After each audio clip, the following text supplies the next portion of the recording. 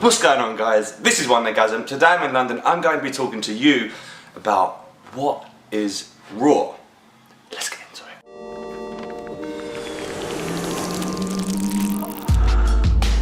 it. So I'm always telling people that one of the most important things when you're starting out with photography is to make sure that you are shooting in RAW.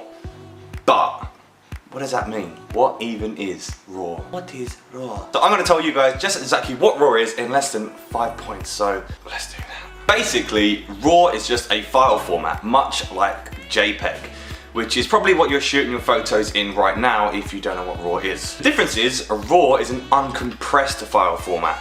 So when you shoot in JPEG, the camera will apply in-camera edits like contrast, white balance, a little bit of saturation, etc. and then compress that file into a smaller file and then ship it out to your memory card. However, when you shoot in RAW, none of this happens. So when you shoot in RAW, you get exactly what you shoot on the camera. It's a much larger file and it's uncompressed. So what this means is, basically RAW retains a lot more information from the image when it's saved as a file. Whilst JPEG might be great if you're not really applying any after shoot edits to the image, probably best to start shooting in RAW now rather than later. 2. Once you've captured a RAW image, it needs to be processed and compressed to its final file state, which is most likely going to actually be JPEG. The difference is when you convert the file to a JPEG outside of the camera, you have much more control and flexibility over the final look of the image. You've used editing software to manipulate the pixels and final look of the image before you convert it to JPEG, and obviously hopefully create the look that you want, not the look the camera wants. Make sense? 3.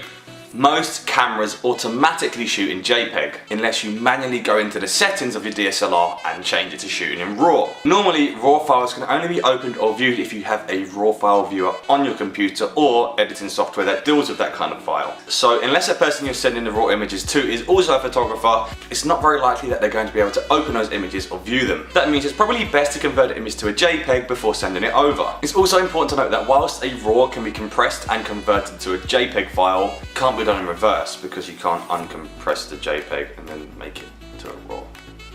Does that make sense? Shooting in RAW gives you way more flexibility when it comes to editing and the final outcome of your images. I would highly recommend shooting in RAW now rather than later to save yourself hassle further down the line.